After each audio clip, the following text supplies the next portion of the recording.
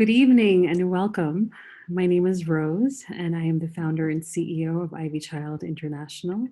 We are a nonprofit based here in Massachusetts that partners with systems of education and care and provides and facilitates mindfulness health education programming with a special focus on urban populations.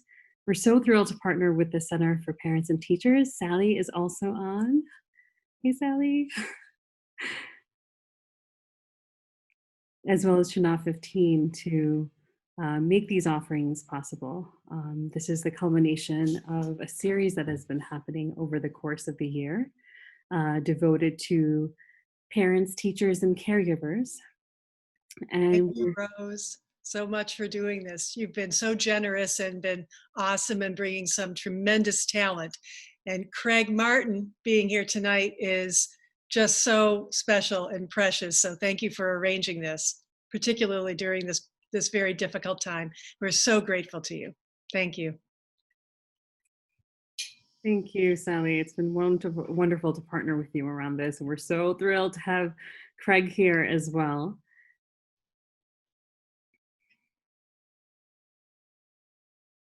Hey, how are y'all? Hey, family, how are y'all doing? I'm really excited, most grateful, humbled. Thank you, Rose. Thank you, Sally.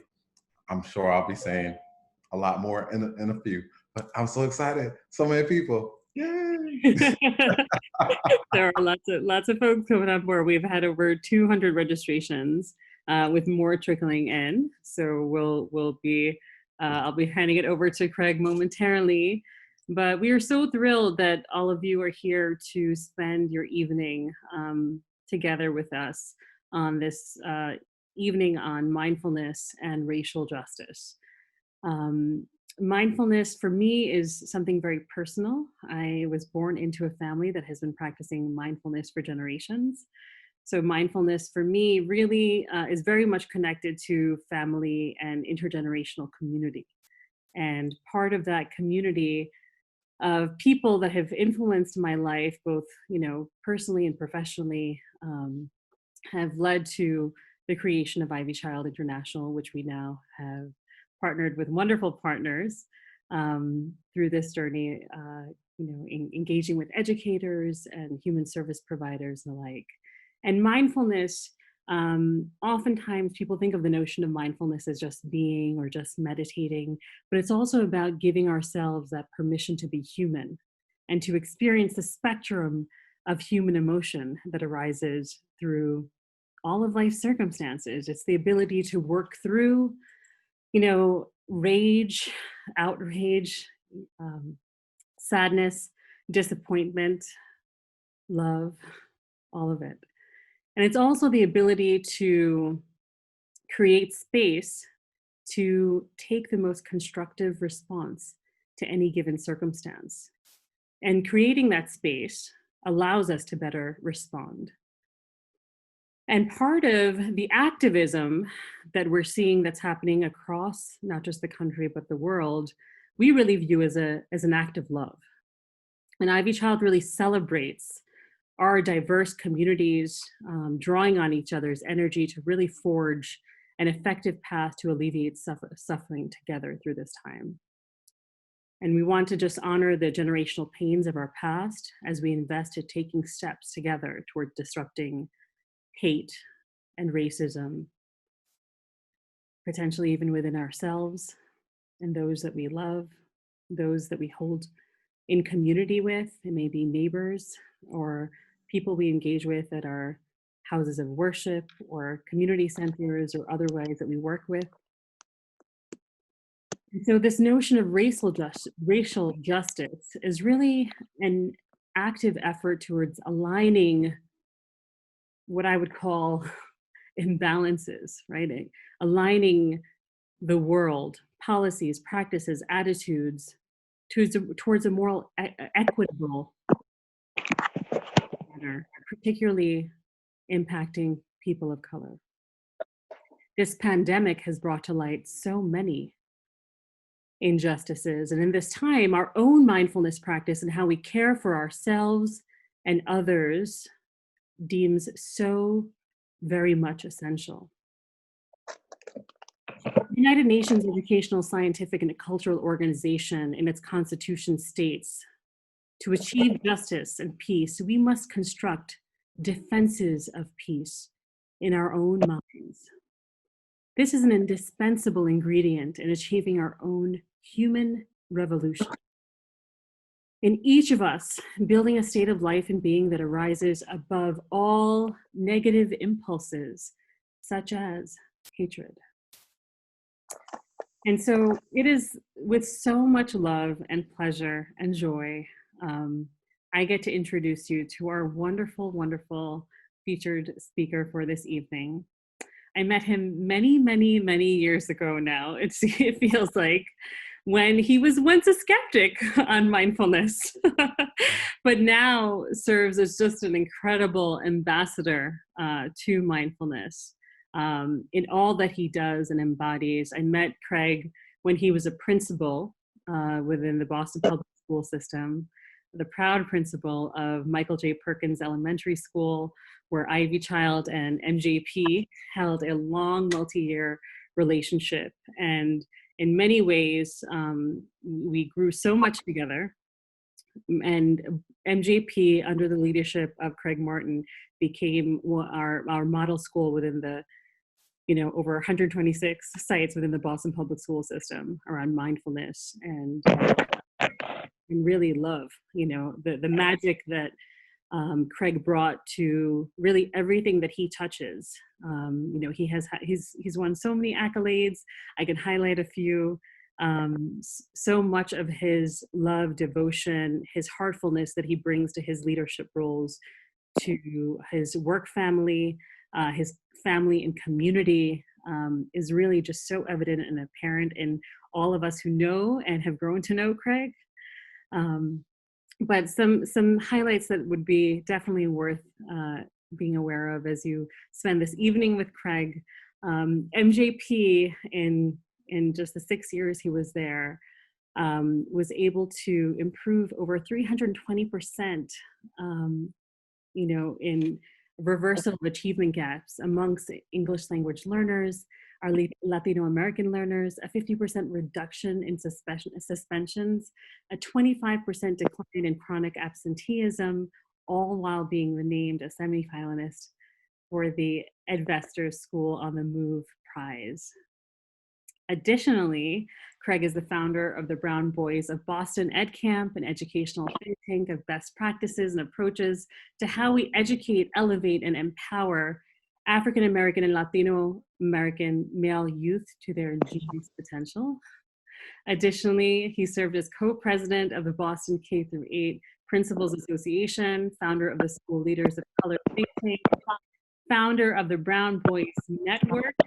He also won the 2018 National Distinguished Principal Award, the Massachusetts Elementary Principal of the Year Award, the 2009 Boston Public Schools Educator of the Year, and he currently serves as the Executive Director of the Bridge Boston Charter School in Roxbury. With so many accolades and, feathers in his cap and so much that he does for community, honestly, Craig is most regarded and known for just his heartful, authentic, loving nature and his Southern charm as he hails from the South. His family is based in New Orleans. He's from the South, and he's such a true gem and a leader in education. We are so honored and thrilled to have him with us today. And most recently, Craig and I discussed in this current moment that we share together, we as a community, and particularly, leaders of color, are navigating so much, so much emotion, so much intensity around the difficulty and the recent atrocities, particularly around people of color. And these challenges, despite these challenges, everyone is expected to show up and to be okay. And, recently when we connected, one of the incredible outlets that Craig engages in is writing. And Craig shared his recent blog with me. And I would love to share it with all of you if you'd like after the session. And it's called, I Am Not Okay. And just reading his blog about his feelings and what he is navigating through this time, honestly and truly, brought me to tears. And I'm just going to share just a short excerpt because I'm not going to read all of it for you, to you. But and he spoke about this. This is a direct quote from Craig. In this America, I can be killed for just being me. No medals or degrees or awards or credentials I have earned will ever serve as a garment of protection from hatred I may encounter from a soul who does not see my humanity. And I still have to find a way to be what each of you need me to be. I am not okay.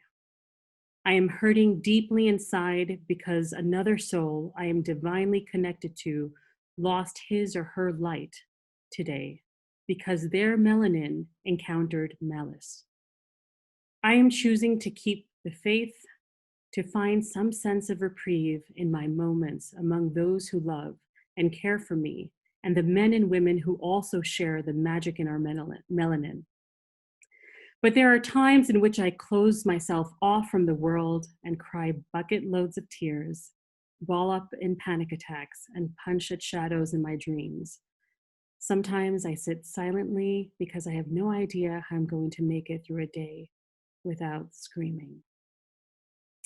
It is with so much joy and love that I introduce our beloved friend and community partner, Craig Martin.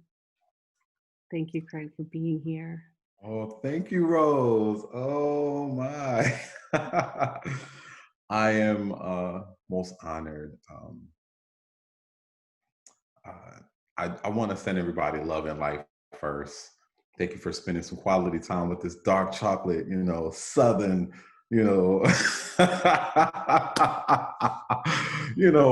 crazy old man. I'm vintage now. I'm vintage in this experience. But Rose, thank you for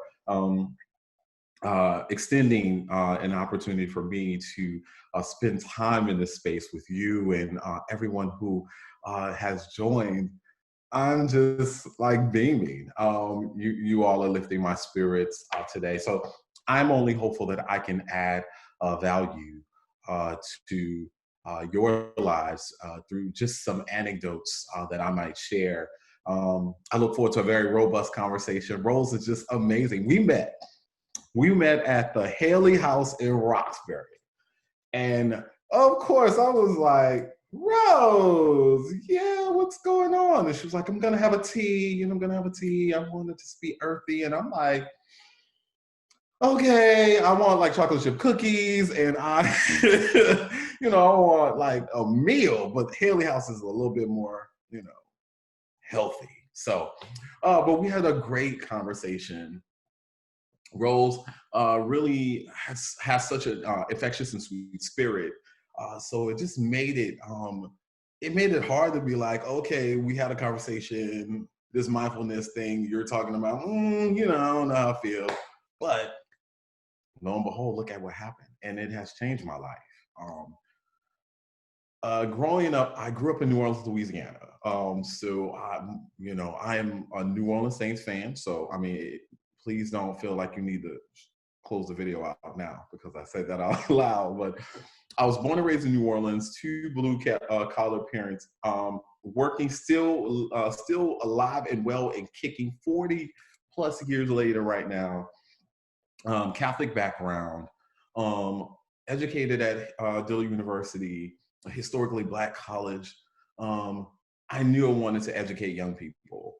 I knew that I just wanted to be able to add value and add to their lives and be able to excite them about the magic in teaching and learning. And so I've been gifted, with that experience. And I don't ever take it for granted because teaching is a gift, It is something when young people want to spend time with you and learn in multitudes of ways, heart and mind and spirit, And so having the opportunity to talk to Rose, she wanted me to just open myself up to what mindfulness could do, not just for me, but what it could do for our community.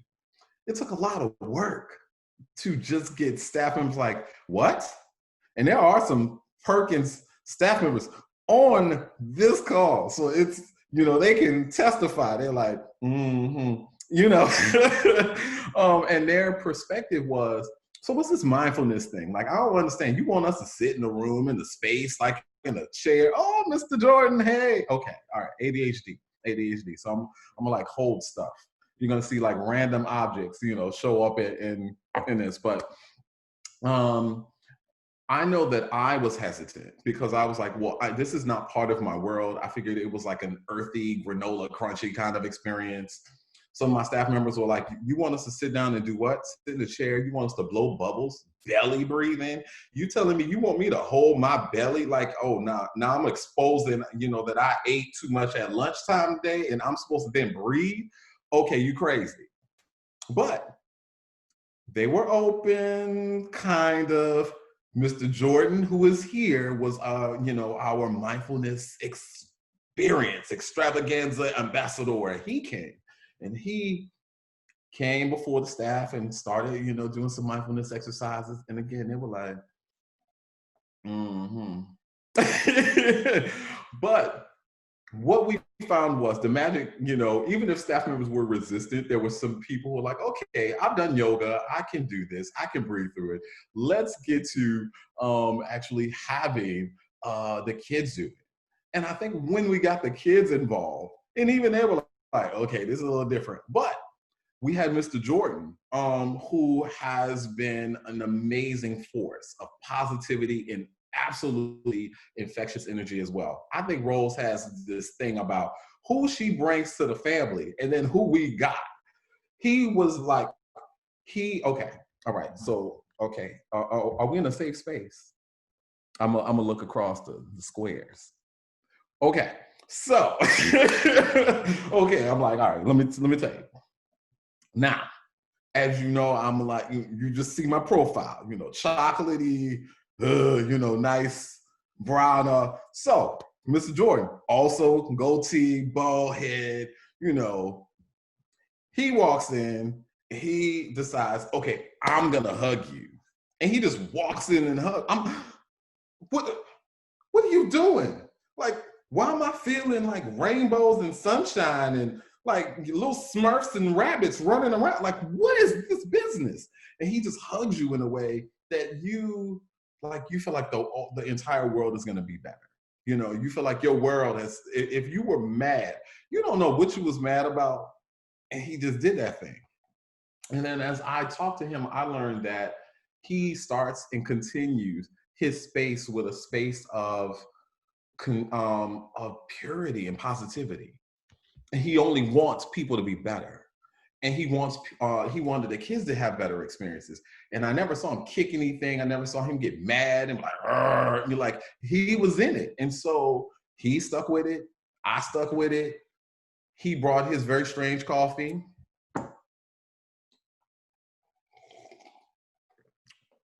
Cold brew in a mason jar. And I know y'all are like, okay, Craig, this is not about like a recap of the school, but one of the things that if I say nothing else, how you walk and present yourself into the world is generally what you're gonna get back. And I do realize, like, yes, am I oppressed? Definitely. We'll get into that. We'll get deep into that. But I realized that like you all showing up and showing smiles is doing a thing for me right now. All day. Just you coming with an open spirit in this space does a thing. Sometimes a hug is doing it. Sometimes it's positivity. Sometimes it's just about the fact that in the midst of things, someone is saying, we might have started here, but it got a little bit better. Just a little bit, but it got better. Let's build on those good things. And so what I love about and still love about, you know, the school community, Michael J. Perkins School, who continue to love on me through all kinds of things, but also partnered with me and walked with me when it came down to doing something super crazy. Crazy to us, because we're not accustomed to this. But we actually had a full school-wide mindfulness experience outside all 200 of us, staff and students, out on the ground, laying out, doing yoga and mindfulness and just chiming off, like the whole full experience. Now I'm like, but when you land on the ground and all you hear is like, okay, we're gonna breathe. And Mr. Jordan will seduce you with that wonderful voice of his over the mic, and you be like, yes, and so I am here, you are here, you are love. Let's breathe in, let's breathe out. And you're just like, oh, okay, all right, and that's because he's hugged everybody in the school, and that's why they, are mesmerized and they don't know what to do with themselves. But we saw that that just gravitated and grew into something absolutely amazing. And so I understand the power of breathing. At times, it feels like the nation is trying to suffocate me and others who carried my hue. But as I think about, and I always mess up his name, Thich Nhat Hanh, Ha, yes, who says that there's a freedom to actually letting go and being able to go into a space of starting with, like, I'm becoming calm. I realize all this frustration is happening, but I'm going to become calm and I'm going to let go.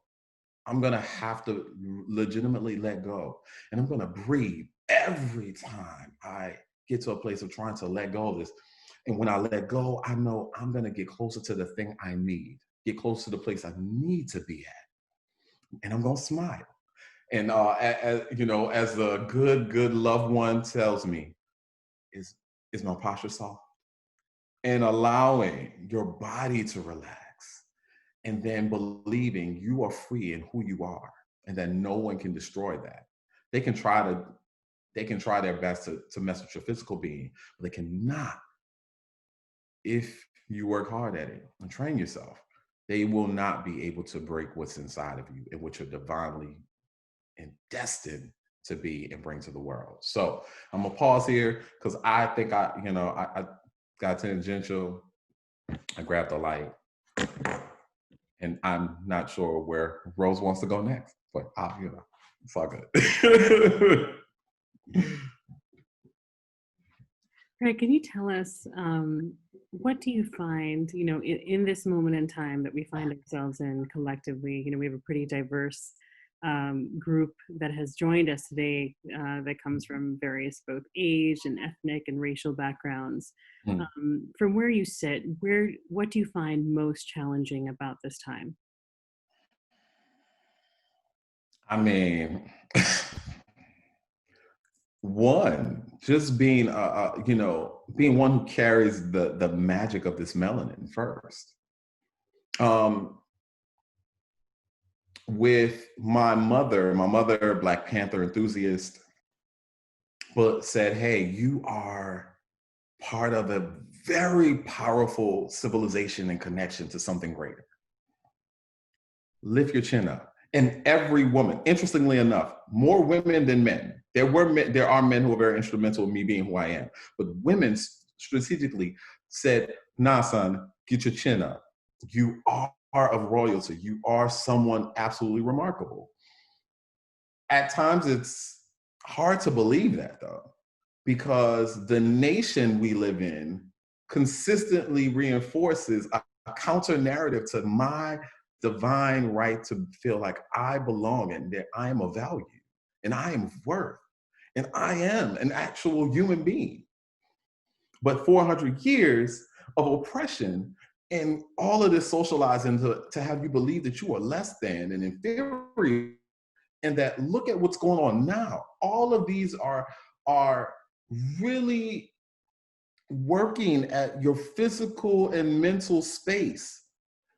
I was reading an article, and so I have notes. So I'm a consummate educator. I was reading the American Academy of Pediatrics named racism as a public health emergency.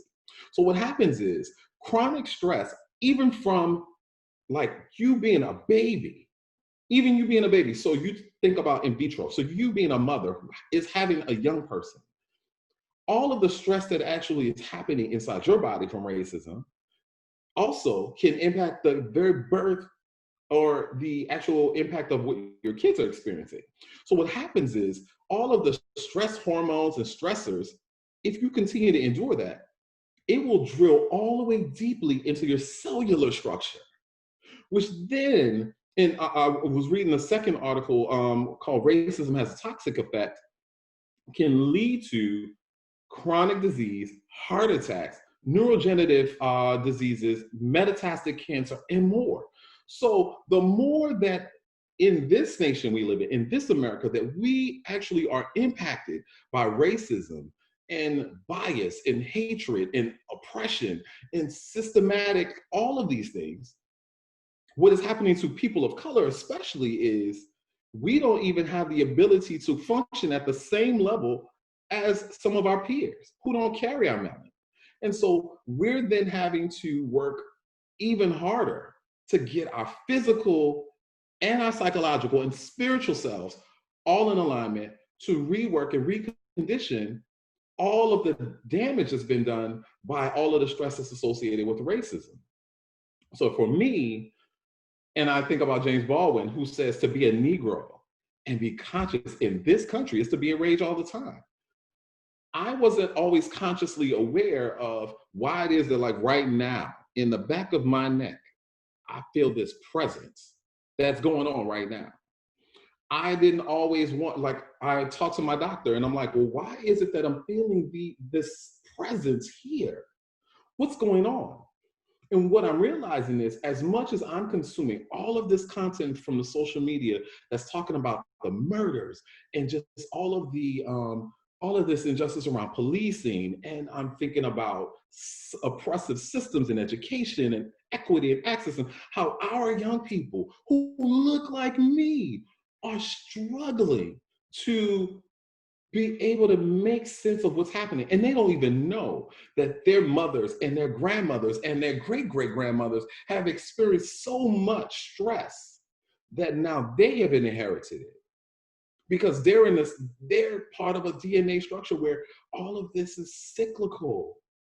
And so for me, I'm trying to retool 25 years of my life in which I spent my time eating as my best friend. Food was my best friend. If you look at my old pictures, like back in the day, I was a nice little husky slab of cornbread, just buttery and nice and decadent. You know what I'm saying? I'm just amazingly stacked. 350 pounds of just good, happy hug me. You know what I'm saying?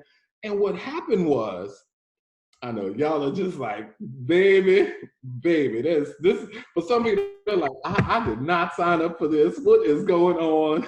Is this HBO? Like, if y'all want to get me on a contract, let me know. But anyway, what I realized was me dealing with the multiple personalities or multiple identities of one, being tall, 6'2", dark complected. Now, for some of y'all, you know, back again, I'm looking in the crowd. Some of y'all, you know, might have had a love for El DeBarge, and y'all love those fellas with the cute eyes who light and pretty, they change and flicker and stuff. That's cute.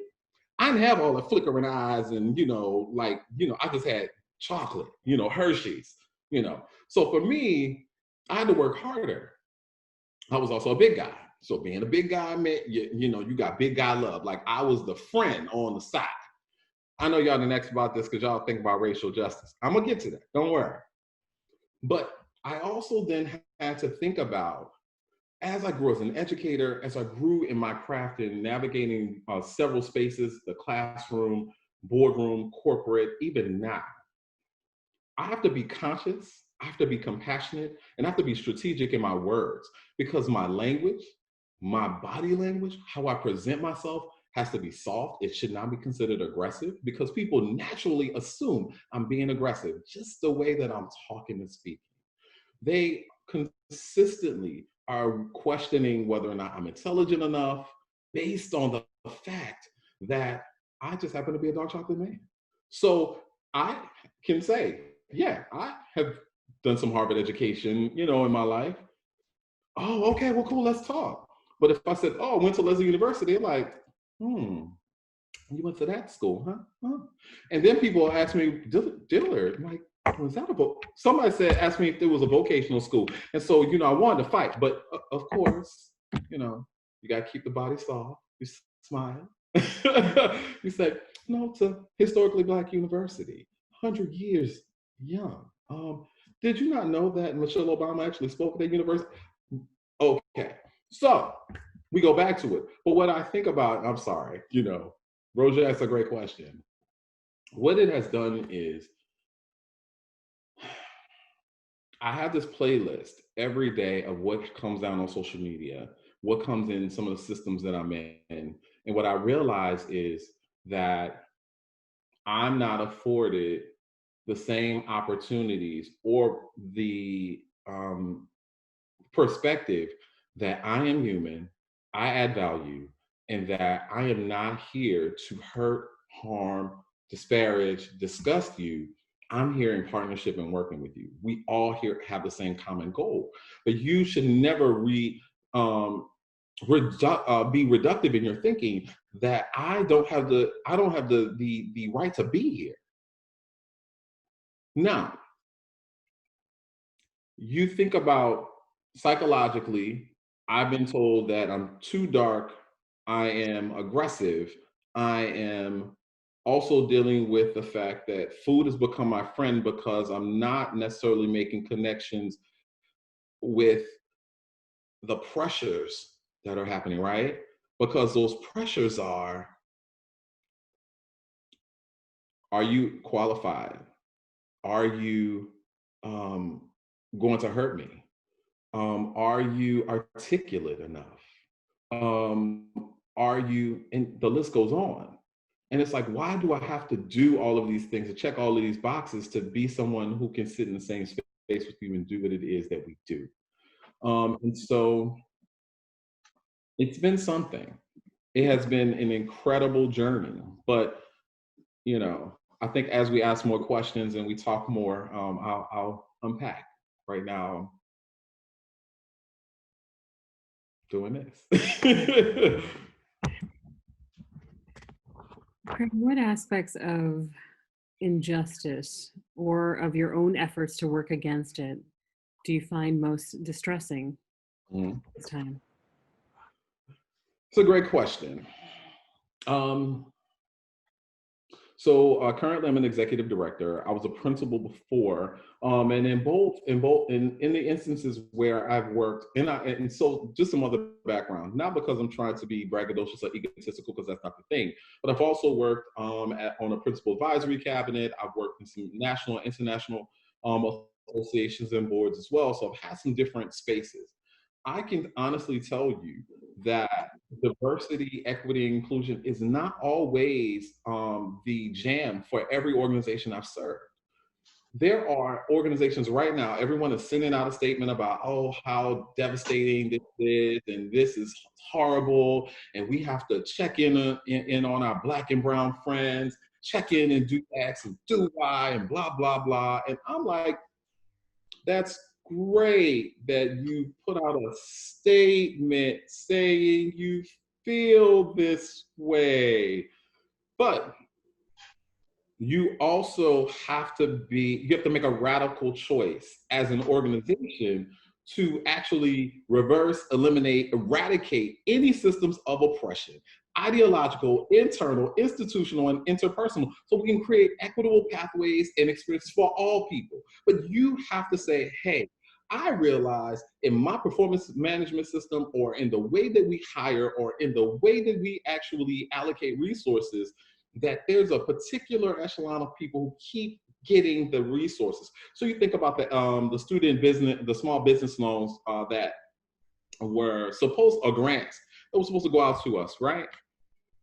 If you were in the know and you were at the golf course with Joe and John and Tim and Keith, you probably knew how to take your organization that's $1 million or more, $10 million or more, and be able to siphon off all of those dollars, right? Because you're in a space where the people are creating the content and who are creating the space so you can access it. But did you need it? No. The people who needed it are the mom and pop shops who are in the community, have built themselves in the community, incubated for 40 years or more, and they are adding value. They're hiring the people in the community. They're the ones who also are reinvesting back into their community, whether or not it's through hiring, whether or not it's donations, whether or not it is just ensuring that the products that you need from a cultural standpoint are there in that place. And they also give you love because they know your name when you walk in that door. But what we're seeing right now is those members are not even, they may even be shuttering their doors. And so what are the institutional mechanisms of oppression that have taken place so that that can continue to persist? It means that now we have to get governmental agencies and we have to get watchdog entities created so that we can actually turn these things around.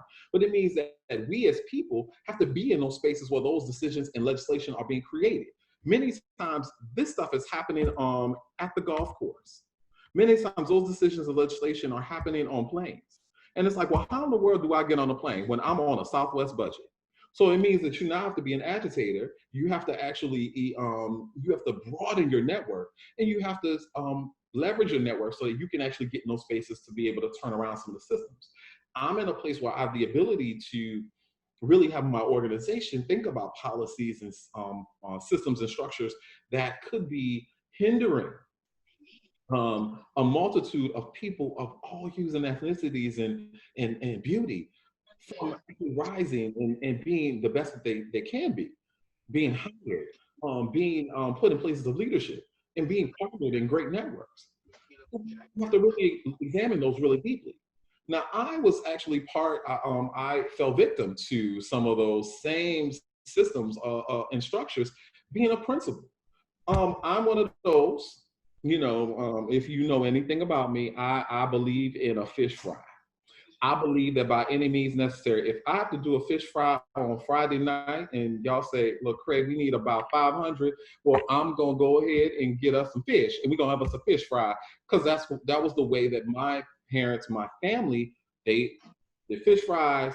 They did dinner plates. So anybody who knows about putting fish and green peas, macaroni and cheese, little bread, little corn, little bread and thing. Now some of y'all looking like, what is he talking about? Like, okay, we're going to get you hooked up. Starfish Market in Evanston is where you can go if you want like you a plate and you want to know like, Craig, what are you talking about? But your life will be changed.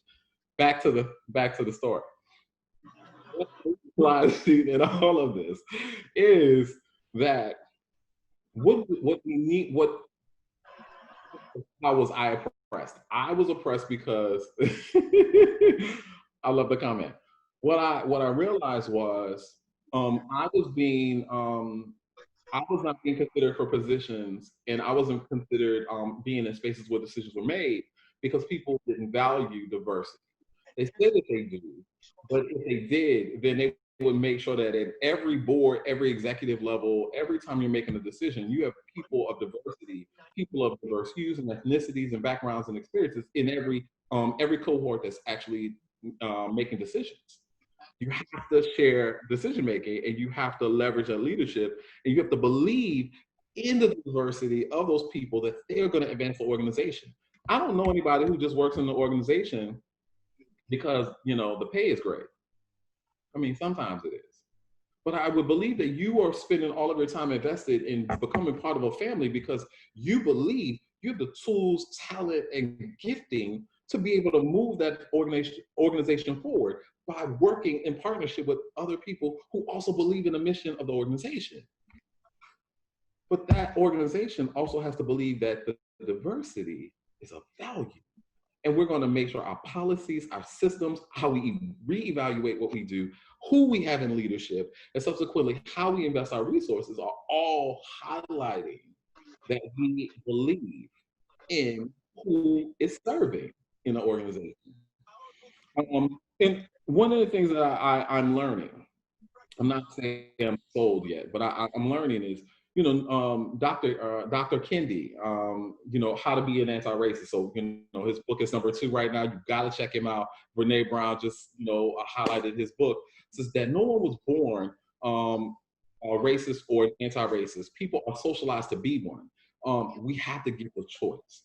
And so we're at a critical point right now that a lot of organizations are purporting that they're anti-racist organizations and they believe Black Lives Matter.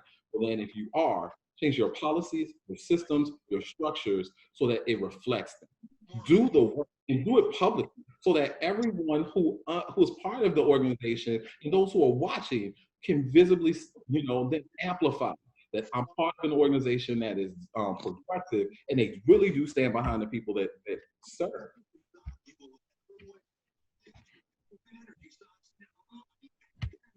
Craig, where do you see hope in all this? And before we move to Q&A, which we will get a chance for, so folks who want to engage or share or ask questions or share thoughts will have the opportunity to do so. But through all of this, where do you see the hope?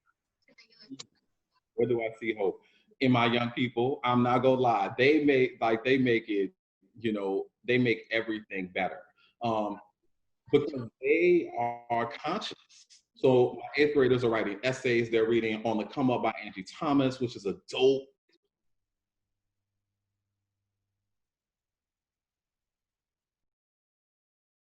I'm unmuting. Hey, okay.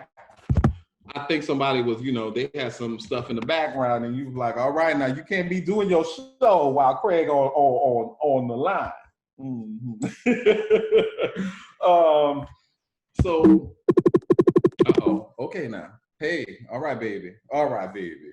All right, something happened. I don't know what it was, but anyway, back to Rose's question. Where my hope lies is, it is in the young people. I strongly believe that our young people will galvanize our country in a way that we've not seen.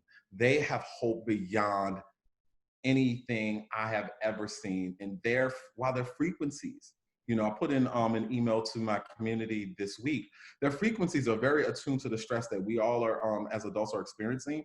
They're seeing the images. They're really asking a lot of questions. They're definitely connected, but they're more connected to us and the stresses that we have and what we're amplifying out to them. And so what we have the best opportunity to do in this case is to educate them on what's happening, but you also need to reaffirm their value and say, you have the ability to change all this stuff. Yeah, we the adults have not gotten it all together, but life is a little bit better today than it was back in the 60s or back in the 20s. So it will be even greater as you take the helm. And so I'm gonna focus my eyes and my attention, my energies there. But if I would lie, I would be lying to you if I did not say that through this crisis, specifically when I said, hey, I'm not okay. I'm not okay. This situation is jacked up. I'm feeling everything, but I'm supposed to have a very soft, demure. I'm supposed to come in like, hi, how are you all? Yeah, it's gonna be all right. Like, I'm supposed to not be like, ugh, people are expecting like Craig is gonna be doing this thing, playing his music in the background. Like, that's what they're expecting. But what I realize is I also got love from a lateral perspective. I'm not an Omega, so don't think I'm Omega Psi-Phi. That's not why I'm doing it. But the visual is beautiful. So I also got love laterally. And so I don't know about you, but think about how many people checked in on you this week and say, how are you doing?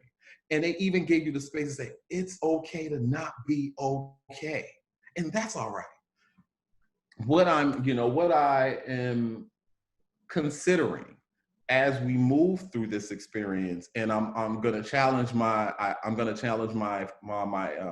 bridge community around is Dr. Darnisa Armonte Jackson. She is just a genius and thought leader in culturally responsive teaching and practice. And so she has this ethos, right? First part of the ethos says, share your wisdom. So getting into spaces where I need to listen to the elders who went through this. So Angela Davis, I need you. What is your advice at this time? And being able to listen to people like Angela Davis who said, you know what? It is about how she says, it is in a racist society, it is not enough, I'm reading my notes, to be non-racist. We must be anti-racist. So I'm gonna go back and look at, well, how did her stature, get her to that place? And why, and what is she doing now? I need to learn from her and lean in on her. 2, extend care. Extend care means that I appreciate all the messages. I appreciate the check-ins. We need to do that for each other as well. I'm one, I'll send you a text, I'll send you a voice memo, I might send you a video, depending on how much I love you. If we were together, we'd have a meal. Like, that's what we do. Rose and I met over like tea, coffee, and cookies. Like, that's what we did. But doing that. Thirdly, own your learning. So there are some people who are also trying to figure this out. Not everyone is comfortable with saying, hey, I'm with you. I believe I want to support you. I don't know how to do that.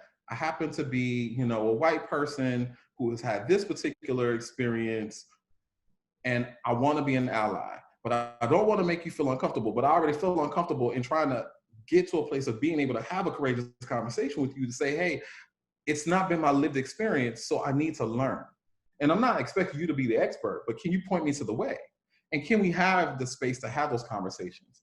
And then expect and accept non-closure. All of this, again, from Dr. Darnisa Amante Jackson. And so she says that sometimes you're going to experience in these conversations and experience non-closure. So it means that this is a continuum of learning, or you can make a decision that, yeah, this conversation, this experience is just going to stop. Disrupting happens. And then engage in humble inquiry. I can be as upset and mad as I want to be about all of the conditions that are happening, but how am I engaging in humble inquiry to say, well, who do I need to talk to about changing policing in my neighborhood or in the state? Who do I partner with to have that courageous conversation around white fragility? And who wants to be my ally in the midst of this? So those who I run with and I am active with and I'm in socializing with, to what degree can I leverage, some of my curiosities, and do that in a way that we both come away learning and whole. Or one of us could, or both of us could be crying and upset because we realize that our lives have been so different for so long that we feel like the gap of opportunity for us to connect is insurmountable. But that's what our heart is for. If you got heart and hope and love, like, that's really all you need to do to triumph over the trials. You just have to be open enough to stay the journey and say, hey, I realize you're here, I am here. I'm just going to be present. I'm hurting or you're hurting. I'm just going to be present. What you need me to do so that you can know that I'm here. I'm here to affirm you as a human being. I love you. I care about you, but I'm just here. And I want to make sure that I'm adding value as we go along. And sometimes I go a long way. And so I have hope because yesterday, 50,000 people just did a peaceful protest. Peaceful protest. 50 states, all 50 states yesterday had political public actions where people went and said, hey, these things, this murder, this brutal murder and extinguishing of one of our lives in our country, in our world, because of how that action impacted me, I need you to know it's not okay. It's never going to be okay. And I need you to see that we are angry because you made a choice that your authority usurped the currency of compassion. And so when I think about that, it gives me hope that I've never been in a space where all 50 states, same day, have made a choice that we're going to use our collective voice to send a message that we're not okay. To me, we were more connected yesterday than we were actually desperate. You know what I'm saying? So I have hope in those moments. I have hope in the moments when I was running yesterday or walking. walking yesterday. Truth. I saw there were 3 or 4 different, sidewalk chalk, artwork on the ground. Our kids are creating artwork, so whoever sees it knows, like, your life matters, my life matters, Black lives matter. This is not okay. But they put rainbows and butterflies because they wanted me to know that there's still joy in the morning. And so anyone who, has some spiritual, we could then, have an after hours sing along. All right, Ms. Deborah, I see you. So yeah, I do have hope. I do. I think that we have a great opportunity before us, but we're going to have to work in a way we've never done and work in places where absolutely uncomfortable. We're going to have to get comfortable with being uncomfortable. Thank you, Craig. And with that, we can open up Q&A. I see there's a lot of hands brewing, so please, Ms. Deborah, feel free to share.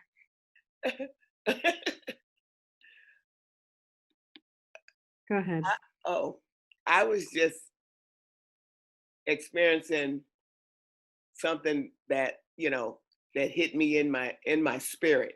So whenever that happens, I raise my hand because, everything that Mr. Martin has been saying is on point. It helps me validate some of the feelings that I've been experiencing in the last 9 days. And I work in the Concord Public Schools, in the middle schools. So, and I work with the METCO students. So, I, within myself, am glad that we weren't in school because I haven't even got a handle on what I'm doing.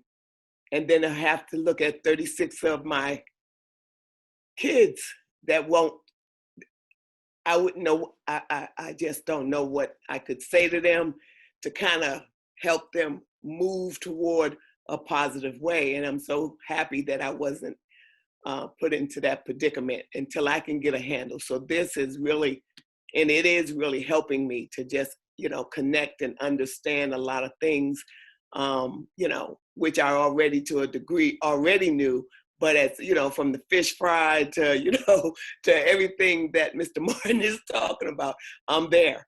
So, I'm so happy I signed up to hear, because, I'm from Boston and, I grew up in the projects, the whole, a lot of stuff, and I've experienced a lot of things. And so I know where he's talking about, where, Perkins School, so it just, it's like, whoa, this is really good for me right now.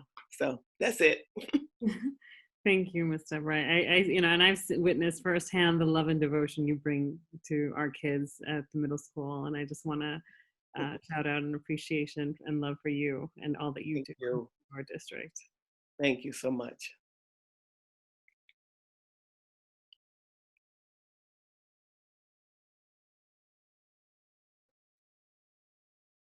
Craig, I'll give you a chance to respond as well.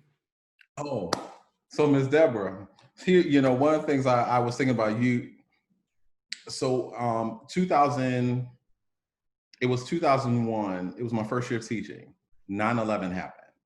So I was in New Orleans. So just to give you some context, I was in New Orleans. I had 2 of Muslim students in my class. So I didn't know what in the world was going on. They had the TV. I'm like, why is the TV on in the main office? What in the world is going on? And so you saw this big display, the airplanes going to the Twin Towers. And I had 2 Muslim students who were here, like next to me. And, you heard all the propaganda. So you knew that they were, these kids didn't even know what was going on. But I immediately like, oh my God, what are we going to do? We got to shelter them because I don't want something to happen to them. And what I think about is those kids were absolutely resilient, and our kids are resilient. Their lights continue to shine and beam, and we embrace them as we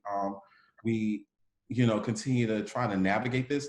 But I'll be honest with you, there are times where I'm like, I'm not okay. And I'm absolutely honest with my kids because I want them to know I'm human, I'm vulnerable, this is what's going on. And I do it in a way where I'm like, I want to speak to you as a person who's going to become an adult in this world. And here's the things I'm thinking about. And so just giving them a sense that, oh, you think about that too? Like that's bothering you too, goes a long way. And just to say, I don't happen to have all the answers. I don't know how I'm going to be able to, I don't know how we're going to get through this, but baby, it's on you. And they're like, it's on me. But then you tell them how, what they can do. And so I tell my kids, use art as a way to communicate how you feel, whether or not it's music or art or drawing or whatnot, cooking. My kids are loving to cook right now. Like this pandemic is called create like new chefs. I want to see them on Top Chef, but I'm seeing that our kids, like teaching our kids, well, what are the strategies and ways they can express themselves in positive, productive, and strategic ways, being very mindful in how they manage their bodies, their voice experience, and their, I need to slow down. I know someone told me to slow down because I was speaking, I got excited. So how do we provide our kids with all of the mindful, strategic strategies to manage their emotion and also give them ideas on what they can do, whether or not it's sending letters. If you want them to participate in protests with families or vigils or things like that, they can do all that. They can host their own, Zoom call with people, their friends, and just giving them tools so they know what are some safe and productive ways that they can manage. I have a question for you, Mr. Martin. I am concerned about the fact that there's so many pieces to this right now, as there's so much trauma, there's so much loss, and it's all in the midst of a pandemic where a lot of our students, our families aren't getting the chance to connect with those they love. So they're feeling such weight of emotion and needing to process so many different things, while at the same time not having their typical support systems, the friendships that they really treasure, and their important teachers and role models at schools. And I wonder if you have any ideas to share on things that we might offer out, or any innovative ways to connect people, or any wisdom that you'd like to bring to that particular concern. All right, now you want me to save the world in these next few minutes? I do. All right.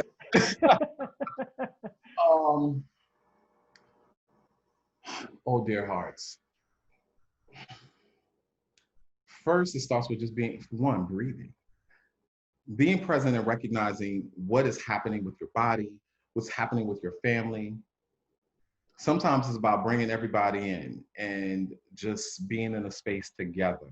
And I know some people who are like even on this town hall, this Zoom experience, you're probably sheltered in place by yourself, right?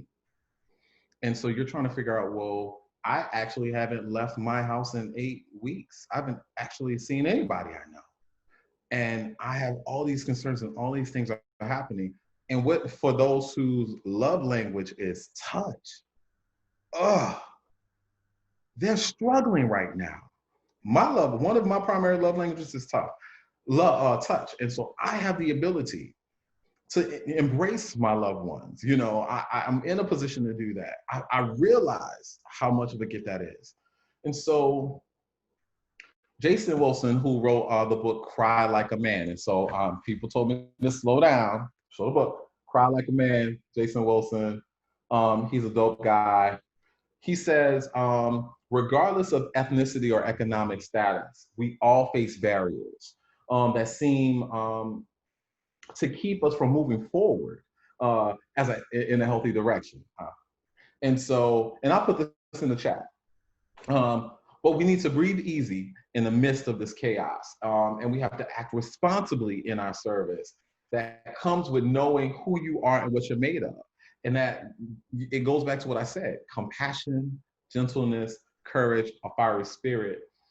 And so when I think about this time, you have to make a choice on how much you want to be in the world. There are things, like I know that there are things that we have to do, right? Some people have to work. I know people have to go to the grocery store to get food. but how much media content do you need to digest every day, right? Do you actually need to see every news broadcast? Do you need to read every tweet and every IG post? Do you have COVID-free nights? Instead, we're not watching the TV. I'm getting out on the phone. We're gonna play games. We're gonna do yoga. We're gonna play the Wii Fit and dance. We're gonna sit in the backyard and have lemonade and watch fireflies. So, I think about first, and my acronym is MARCH. 1, mind, body, and spirit. You have to take care of this temple. As I said, if you're experiencing racism, your body is already experiencing all of these challenges up front. So how are you taking care of your mind? What are you reading? What are you consuming? So, I went back to Tit Not You Are Here, Discovering the Magic. I went back to this text again because I needed to read, like, I'm not a Buddhist. I am not a practicing Buddhist, but I do understand the core essence of mindfulness and good practices. And so this is talking about affirmations and how to center yourself and how to realize that you are part of a greater world and connection. But I have to take care of my mind, and when I'm digesting, I have to take care of my body. So I run and I walk. I did a 4-mile run this morning. If you can't run around, go into your backyard or do something in your living room, but take care of your body. And then your spirit. I love music. So as long as I live and breathe, music is always gonna be part of my experience. And that's how I get my spirit lifted. And so like this morning, I went from Pink, What About Us, to Brene Brown, Shame and Vulnerability podcast, to Get My Dance On with Lecrae, and also I'll play some Afro beats because I love a complexity of music, but that's what my experience is like. I think about amplify good news and goodwill. So I think about, what am I sharing on social media? If you consume and amplify all of the ills of the world, then guess what you're gonna consume yourself with? All of the ills of the world. It's enough. 45 is doing enough by himself. So I want to amplify what's good, and I also want to say, hey, I want to share what good thing, so-and-so did, or say, hey, I'm planning to do this, or let's have breakfast together, or get on a Zoom, or see each other outside, let's play a 6 p.m. game of tag. R, rise with resilience and growth mindset. So I consistently think about how can I raise resilience stories and how we are better than we were. Because you need to counter the narrative that everything is getting worse, when actually yesterday proved it wasn't. There was a lot of positivity that actually took place. How many of us are raising that as a state of consciousness? Create brave and care spaces. So you have to be one who's in tune with yourself enough and saying, I'm willing to lean in with you and be uncomfortable with you. I love Brene Brown, Dare Greatly. Y'all, if you don't know, you should know. I realize there's things about myself I'm learning in this time away, in the shut-in, and I'm having to now let it go because I was ashamed of so many things that kept me shackled as a human being. And so as Rose shared, I'm starting to share that in my writing, and I'm pushing that out because that's creating healing for me. So the more I'm stopping myself from being shackled by what I'm ashamed of, and I'm sharing it with people I trust. So let me also say this. Caveat, Oprah, Iyanla, Dr. Brene Brown, only share your shame and what you're growing in with people who have the right to be in the arena with you. Those people who are fighting with you, who are with you on the struggle, and you have an incubation of trust with them. That's where you say, hey, you know what? I don't know if these stretch marks are ever gonna go away. I done use all the cocoa butter I can use, it ain't doing what it need to do. Or I'm experiencing this tightness in my arm, and I'm really trying to figure out what's a good, remedy for circulation. Turmeric, you know what I'm saying? But somebody might feel like physically, they're like, oh my God, look at what I'm looking like. And somebody's like, girl, I got something for you. Let me hook you up. But it's been holding you back for like 10, 15 years. I know, I could go in. And the last one, H, hold onto hope. And so if I consume myself with the ills of the world and I get consumed with how much I'm not okay with the brutality, and I stay with the brutality, and I stay with the video, and I stay with the video, and I stay with the video, and I stay with the video, and I never move past it, I have created a space of incarceration for myself, for my mind, body, and spirit. So I need to hold on to hope, and that's why resilient stories and amplifying good news and goodwill is important. But you then have to create that sense of community around you as well. So you tell your good girlfriends or your boy, like, as the Wiz says, don't bring me no bad news. I don't need no bad news. And so when you tell people like, look, I know you're going through, but today's a COVID-free night. I need it to be a COVID-free night. Let's get our wine on. Let's get our wine on, you know, and it's all good. So I created the acronym March Forward because that's the way I want us to march forward. Awesome. Thank you, Craig. So what about for folks, and you know, certainly if anyone else has questions, you know, please let us know. But for folks who may not be directly impacted, you know, by racism, but maybe of privilege or, you know, perhaps white privilege or otherwise, what can folks do if they're not directly impacted, but they're experiencing obviously the vicarious impact of witnessing, you know, these other experiences? What can other folks do? Hello, sorry. I saw that someone else was raising their hand too, but I wanted to give them a turn too. I don't know who that is.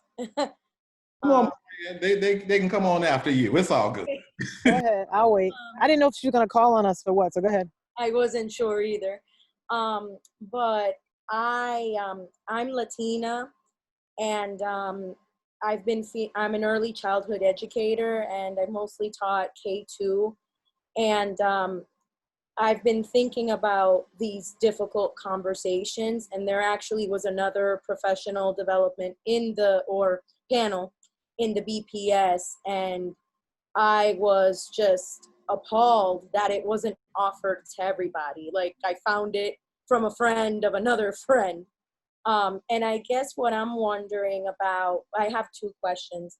What should I do if I see that there's environments where others are resistant to talking about equity and change?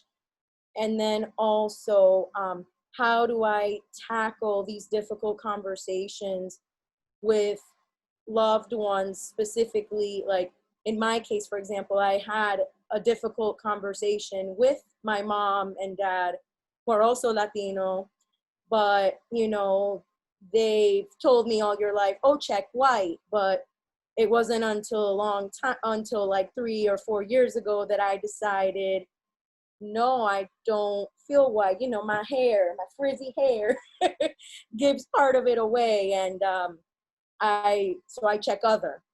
That's how I identify. I mean, I am Latina, but I check other on the box. So I'm just wondering about these difficult conversations and how to carry them, not in a preachy manner, but in a manner that's most understanding and most beneficial for everybody.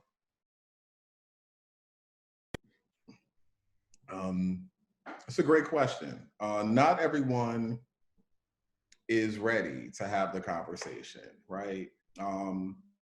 Some people carry a lot with them in regards to how do I show up in the world? And if I show up in the world as being someone who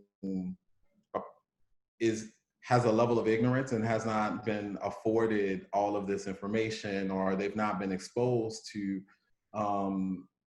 you know, some of the cultural richness of some of our people, how do we bring them along? I've been in spaces where you create your own, because sometimes you just want to, you know, you want to create your own networks. I think about a book, Why Are All the Black Kids Sitting in the Cafeteria Together? And it just really talks about that phenomena that people feel naturally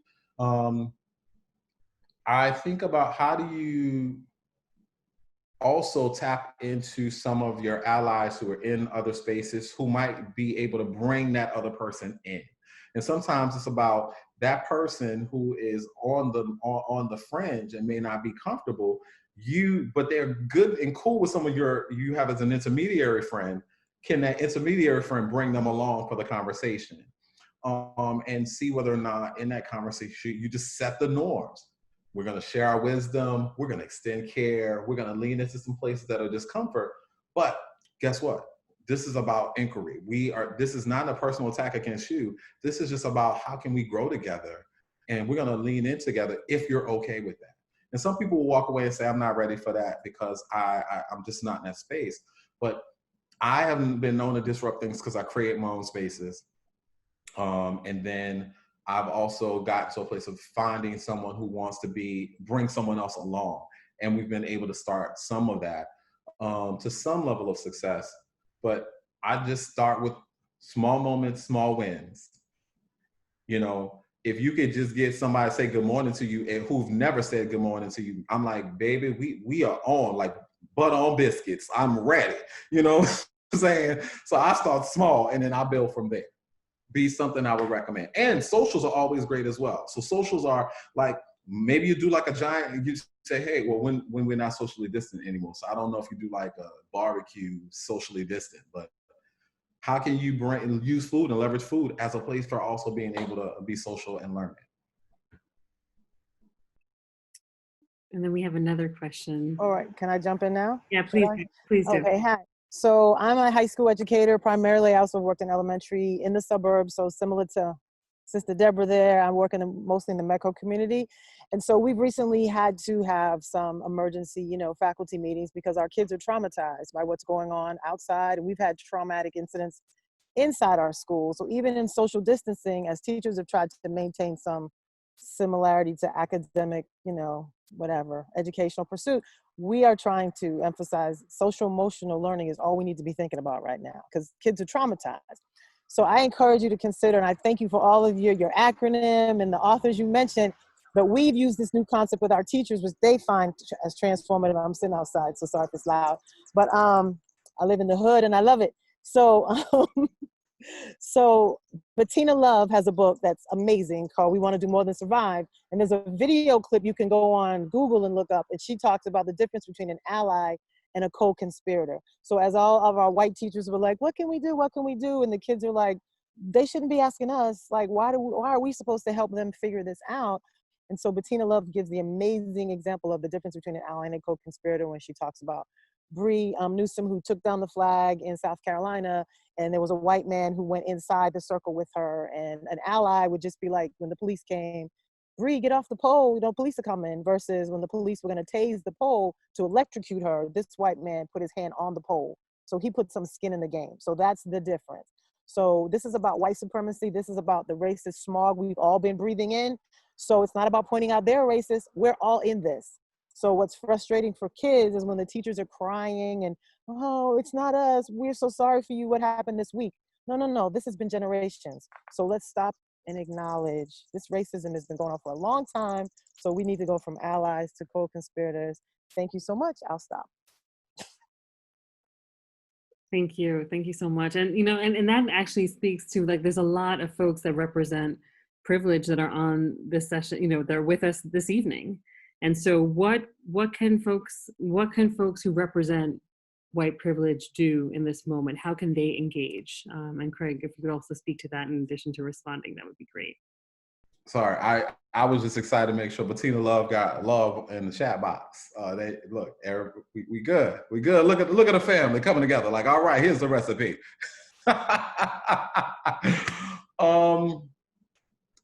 So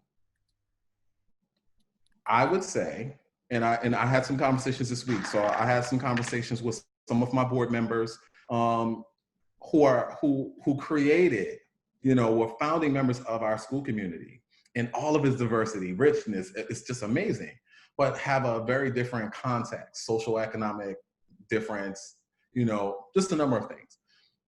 what we are talking about is whether or not we want to do white fragility groups and ally groups, so that there's an opportunity to create spaces where if there's an opportunity where someone is courageous and or brave enough to engage in some exploration, talk about, have those conversations, and really do some thinking about how have they participated in, white supremacy, or how their presence has been an impact positively or negatively in particular spaces. Hopefully that translates to a shift in paradigm, open themselves up to wanting to have a more broad conversation among a diversity of members in the greater community. And that you hopefully will experience some shifting in how relationships form and policy. But sometimes it starts small and saying, do you all want to have, an ally co-conspirator group that you want to, launch and, start that process, and have someone who is progressive enough, because as Mr. D'Angelo, she ain't no joke. So if you just spend some time just watching, is it Angela? Gosh, D'Angelo is what I remember right now, who has done the author for White Fragility. Has a very skillful way of being able to move conversations in spaces so that people feel more conscious, but also more courageous in being able to share and extend themselves beyond the community. So that would be what I would offer, but there might be some other suggestions in the space.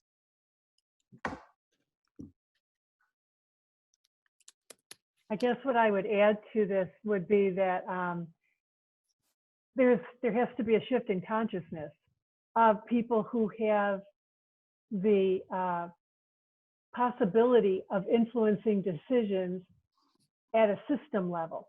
They have access to other decision makers. It was what you were speaking about earlier, Craig. And if people start to realize what their principles are and they're elevating them and they're thinking about what their goals are of inclusion and diversity and appreciating the richness that we have, then taking that mindset, it's a shift in mindset that you need to take into whatever committees you might be on, or you're working in a school district. Many of us are speaking as educators, bringing that into committee meetings and thinking about who can we have, who's not in the room right now, who's not in the room right now, and how do we, who knows how to reach this segment of people who somehow we forgot to invite, aren't represented right now. And so it's beginning to think from a different vantage point. It's like, I heard this phrase about jumping to the balcony.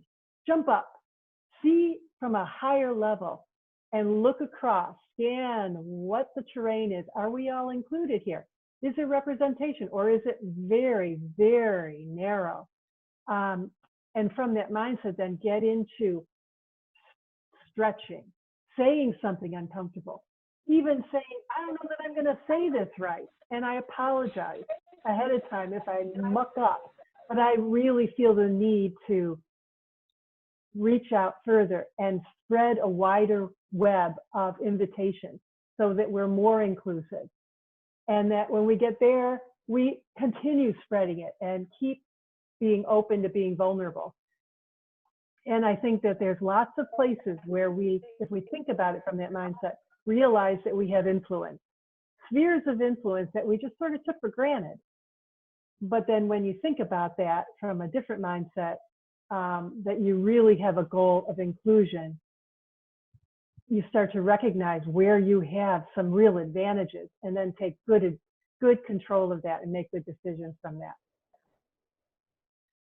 I wanted to jump in for a moment. I work with Craig at Bridge, and it's wonderful to see you in this space, Craig, so thank you. When I was in grad school, I thought a lot about the term white silence, and, it can be taken Sorry about that.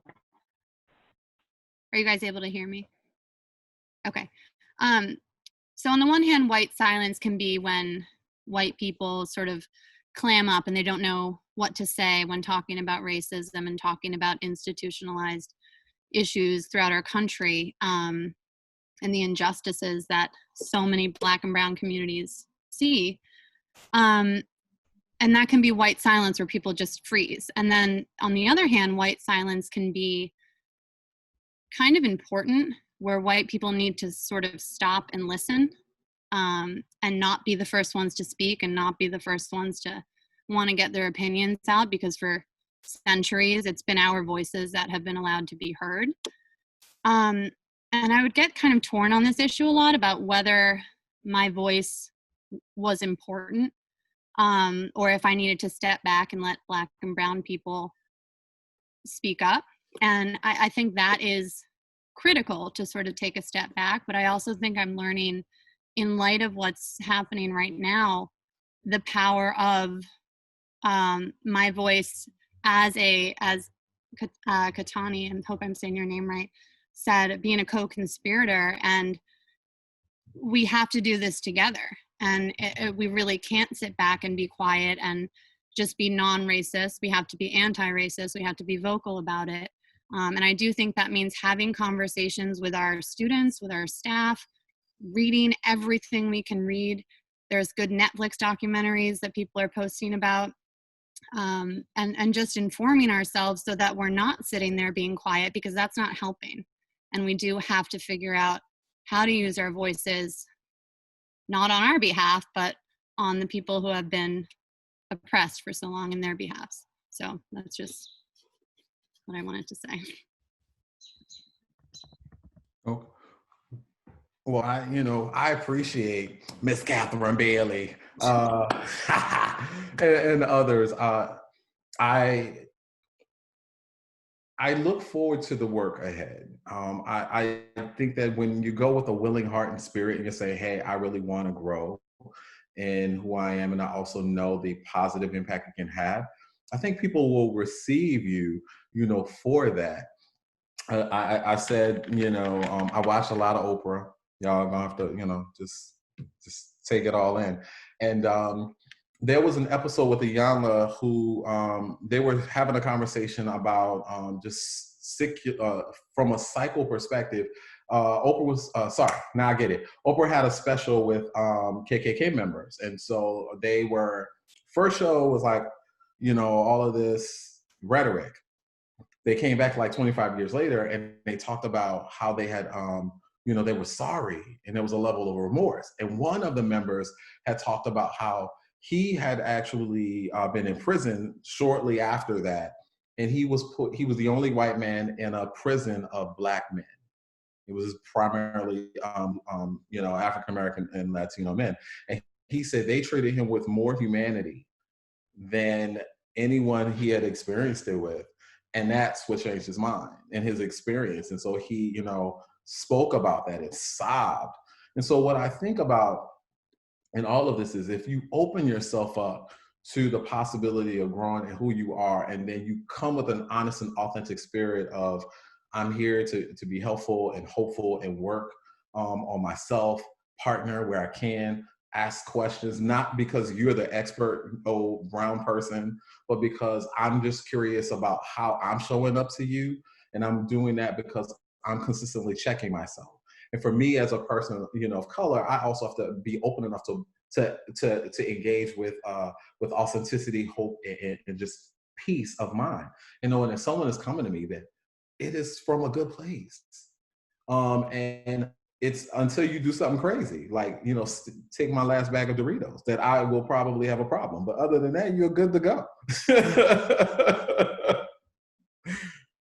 The other question that came up in the chat was around initiating the conversation with kids, any resources related to that. And then the other question that came up related to that was, initiating conversations with children who identify as white and who live in primarily white communities.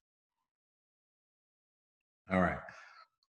So I'm going to name that I'm not an expert on the second part. I will do my best because I've primarily worked in communities that are incredibly diverse in regards to the student population. And generally those young people have experienced being in a diverse environment. And so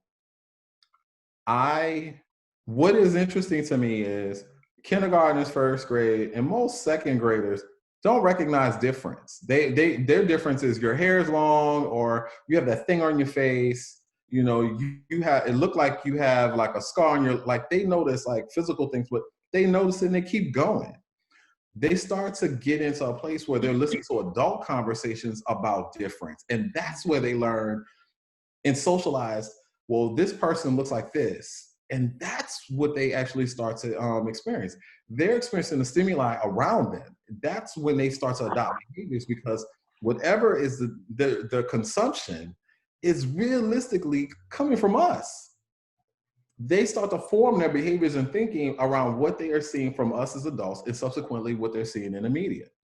And, you know, there's a lot of studies, there's a ton of studies on that. So I'm not sharing anything that you can't research yourself. What I do know is when it comes down to having conversations around difference, our uniqueness, and all of those great things, our young people are curious souls. They want to know how they show up. For my fourth and my fifth graders, they were like, I like so-and-so. And so they had the complex like I did. Oh, that person has the pretty eyes. Is he going to be the one who's going to get all the girls? Like, they want to know that, or whether or not so-and-so's faster and stronger and braver and all these other things. They make observations. They make awarenesses of difference, but they're not necessarily treating people meanly unless it's been something they've been conditioned to do because they saw somebody else doing it. And what I realize is with kids, I remember this fifth grade lesson I was at the Nathan Hale School in Roxbury. I taught all these lessons about migrations of people. And we had talked about how the African diaspora, we talked about African civilizations and all these things, movement of people. Slavery was like 2 weeks.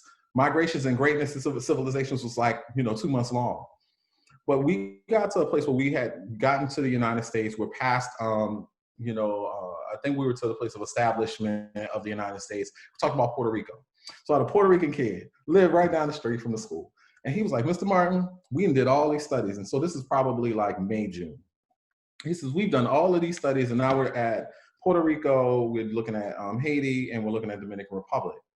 They had a stark reaction to looking at, it was a PBS special by Skip.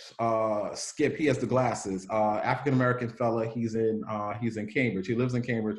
It'll come to me in a minute. And we had looked at how you travel from Dominican Republic to Haiti, and just the difference. Africans in America, thank you, Katani. So they were looking at the stark differences of what they look like. And they looked at all of the social and economic structures. We looked at Puerto Rico. And so by the time we got to Puerto Rico, he said, hey, Mr. Martin, so we've done all these studies. We talked about the Tainos, we talked about Africans coming to, the island. So are you saying that I'm Black? I said, son, that's a great question. I said, well, we know that humanity started in Africa. But it is up to you to talk with your family about what do you believe. And you have the opportunity to explore your lineage and ask all the questions you want about it, because it's not my job to label you or to say, hey, you are in this box. And what he said was, and he kept going. He still donned his Puerto Rican flag. He still named himself Puerto Rican. And he has an opportunity to inquire about something deeper within himself that he'll come to an answer to at some point. He should now, because I'm old and vintage. So I think that with white students and primarily white spaces, it takes revolutionary and radical minds in primarily white spaces to say it is not acceptable for young people to exist in an environment where they're going to compete against their global peers. So if you are not, if you don't have the competency to engage in diverse communities and be able to collaborate in spaces outside of this particular community, you are at a disadvantage from those who are in Boston. So if all you know is Concord, and I've only been at Concord Academy or Concord Concord Academy is somewhat diverse, but if I'm only at Concord proper and I've never spent any time in Boston and Roxbury, you're at a disadvantage to those kids in Roxbury at some point because they have the ability to navigate and engage in collaborative and diverse spaces in a way you can't as they get older and they become more competitive and viable because they have all of these, interesting experiences. So it's something to think about. It's a conversation that I'll have to think about who gave that chat. But as soon as I think about it, I'll share it in some way with Rose so it can go out, because it was a very mind-blowing perspective to think about. If you ever wanted to push white communities to think about how to create brave spaces to explore difference and white fragility and those things, you have to focus on the global aspect. And when you get them to thinking about them being globally competitive, they're not as globally competitive as some of their melanated peers. I guess I would like to say that one of the things I've tried, and I think it's the trying the best, is to have our story in our classrooms be everyone's story. I think there's a big part of when you have a history lesson going maybe beyond the textbook that's given you and seeing other sources of material to tell other people's perspectives during that time.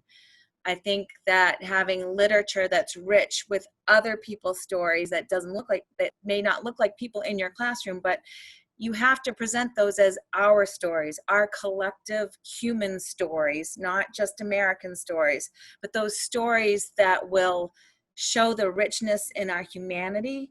Because I think when you do that, you find out how connections can be made all the time, and it's through that commonality of experience, richness of feeling, where totally got choked up, I'm so sorry, but I think that piece that doesn't deny the experience of people but brings us together in our joy and our hardships needs to be present in our classrooms. And if that's the one fight I think sometimes you fight to make sure that voice of as many people's stories can be heard within your construct of your classroom.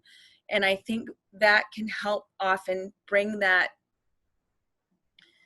human experience to your daily life in the classroom. Sorry.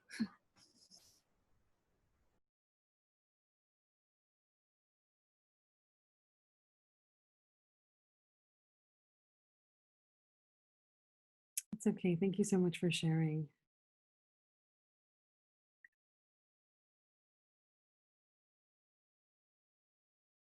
But I agree. There's tremendous value in being able to celebrate the diversity of cultures and community. And I know many of us are sitting in different places, different kinds of communities, urban, suburban.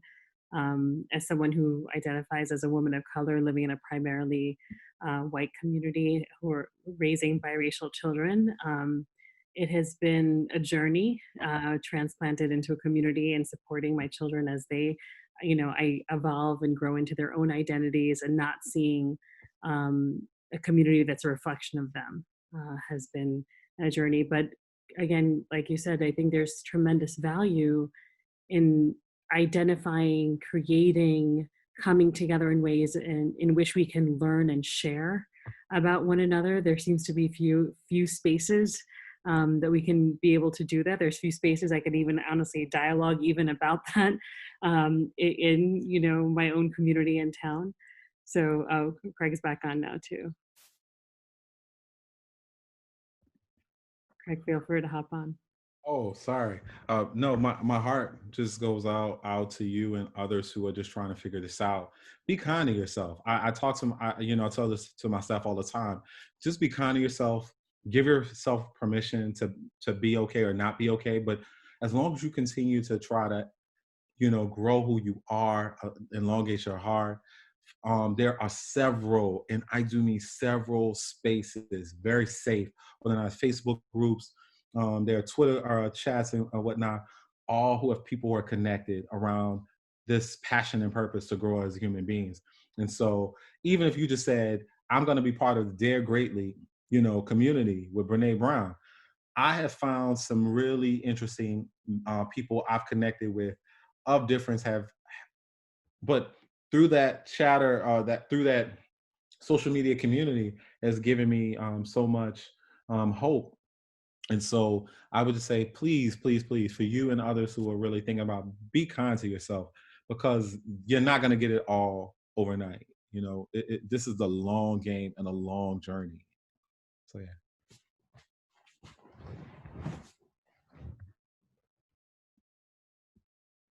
Any other final thoughts or questions before we close with a brief practice? And I'll also take all of us off of mute for a moment.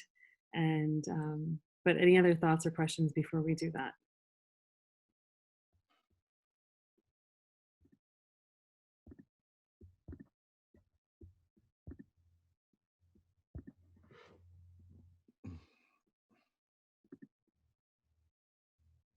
All right, so I'm going to take us all off of mute for a moment. And if you don't mind, just sharing a word that arises for you as we close this evening together.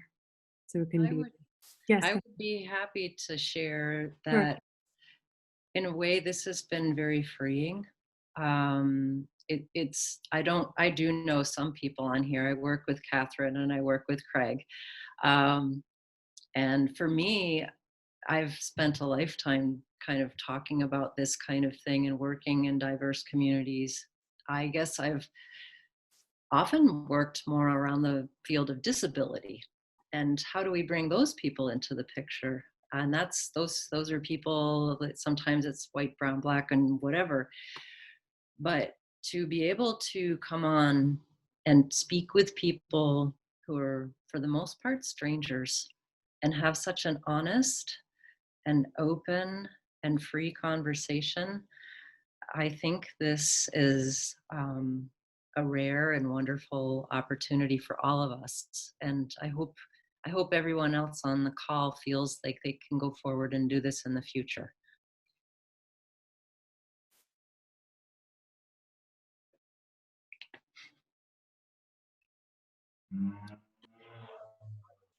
Thank you.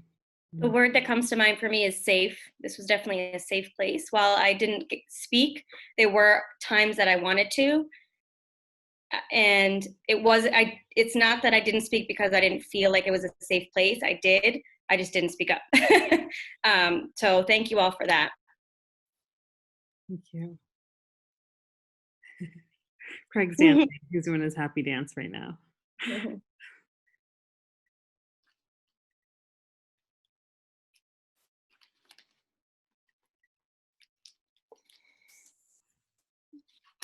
So I'm going to lead us in a very brief mindfulness meditation as we close, and then I'll take us all off of mute as we end, and feel free to just popcorn any words or thoughts that come as we close this evening together. But I just want to thank you and us all for devoting this evening together in the spirit of mindfulness and having this conversation around racial justice. Of course, abundant thanks to Craig and all his love and energy that he brings to all that he does. So if you just take a moment to, be seated or stand comfortably, whatever you wish. You're welcome to keep your eyes open or closed. And just slowly bring awareness to your breathing.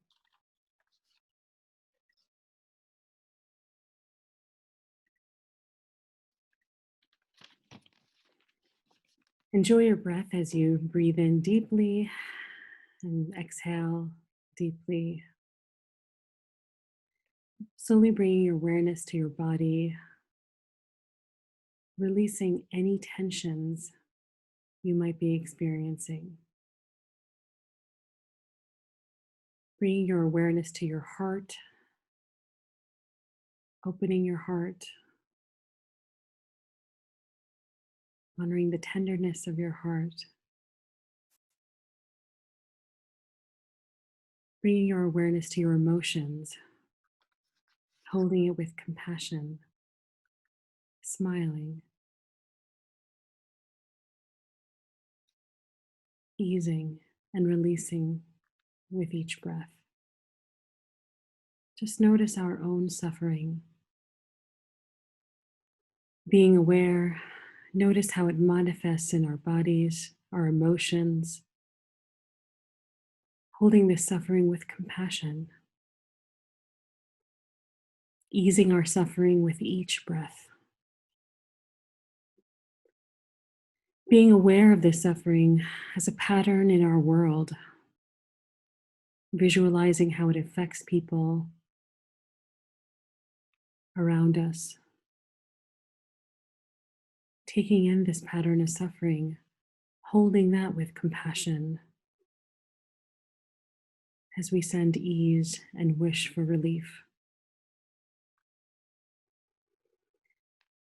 Notice the suffering of others.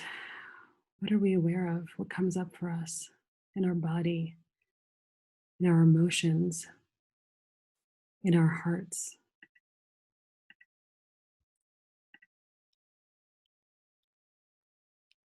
Holding it with compassion, sending ease and relief.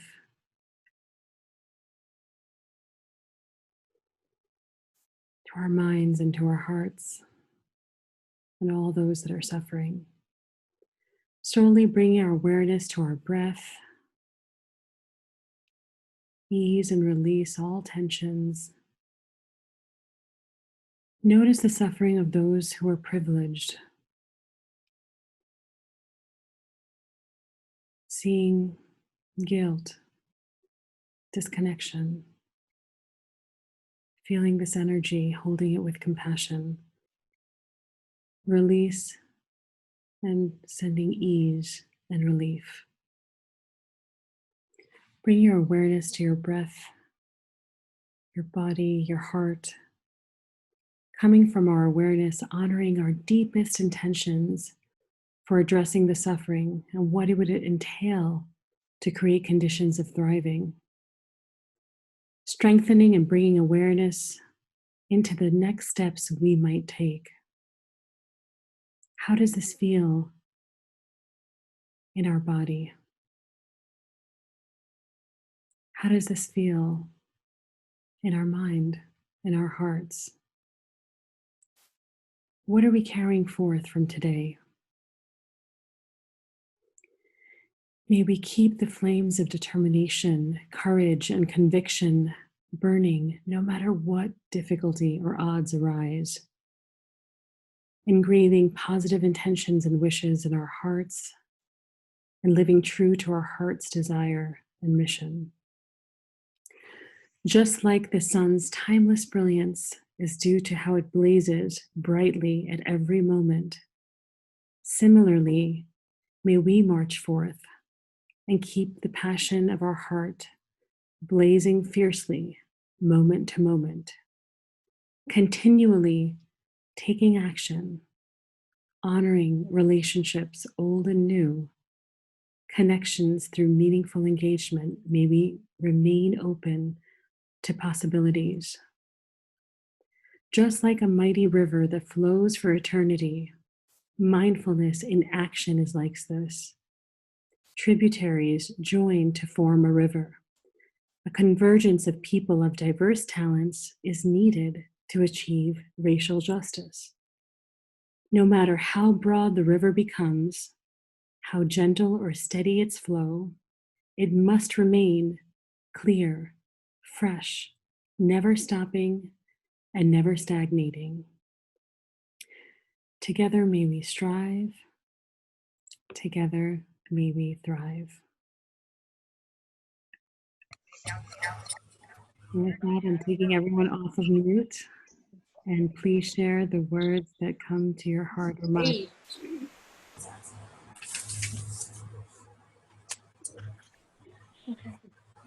Gratitude. I want to say thankful. Hopeful.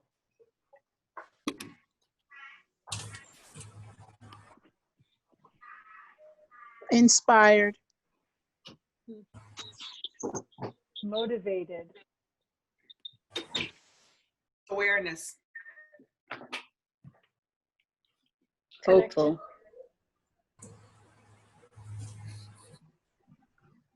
Compassion. Learning.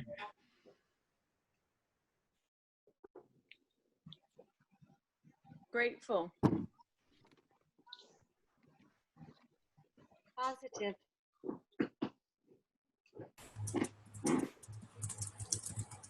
Thankful. Awakening.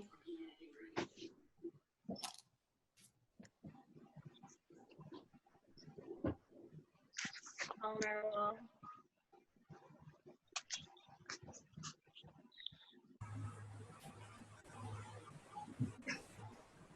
Rejuvenated. And I say that because yesterday I was at an allies meeting at the middle school. We went through this one word like we're doing now. And yesterday my word was disgusted. So to be rejuvenated, to hear what people are saying and what people, you know, are talking about, and Mr. Martin is rejuvenated me to go a little bit further. You know, I look at the world and I say, you know, Black Lives Matters, and I love the group, but what we all as a country and a world have to realize, do Black lives mount up to be equal with everybody else? So I'm ready to spring forward and rise up to the occasion and those, and I know I only needed one word, but it's just yesterday and then coming into today, it just really, it helped me, you know what I mean? It really helped me. Thank you so much. You're welcome to turn on your cameras. This is a judgment-free zone as we close this evening, hopefully with a smile. And as Mr. Martin shared, his love language is touch. So I just ask that we raise our hands like this. If you put your computers on gallery view and we're all connected, and it almost looks like we're touching each other. If you just raise it up, and it's like we're giving each other, and if just imagine we're just kind of giving each other some virtual love, some virtual embraces and hugs. But I just want to lift you all up and just thank you so much for spending this evening with us. Craig, our heartfelt thanks to you for spending this evening with us. Much gratitude and love to you all. This is very difficult times that we're in, and just thank you. So much love to everyone. Thank you very much. Have a wonderful evening. Thank you, Rose. Thank you, Craig. Thank you so much. Craig. Thank you, all of you, for participating. What a gift. What a blessing. May we all be well. May we arrive at a new level of awareness and understanding and appreciation for all of life. Thank you so much. Thank you, Sally. Thank you, guys. Good night. Good night. Thank you. Bye. Thank you. Good night. Thank you. Guys, that was great. Night. Bye. Okay. All right. Ivy, I'm sorry. I jumped on. Can you hear me okay now? Yes, we can hear you. Okay. I jumped on really late. I was putting my daughters to bed. Is there any chance this was taped before? Yes, we had lots of requests to record it, so we did record this evening. So okay. Okay, thank you. And Craig, I used to work at the Perkins like probably 10 years ago. I'm so thrilled to hear that you were the principal. Are you still the principal there?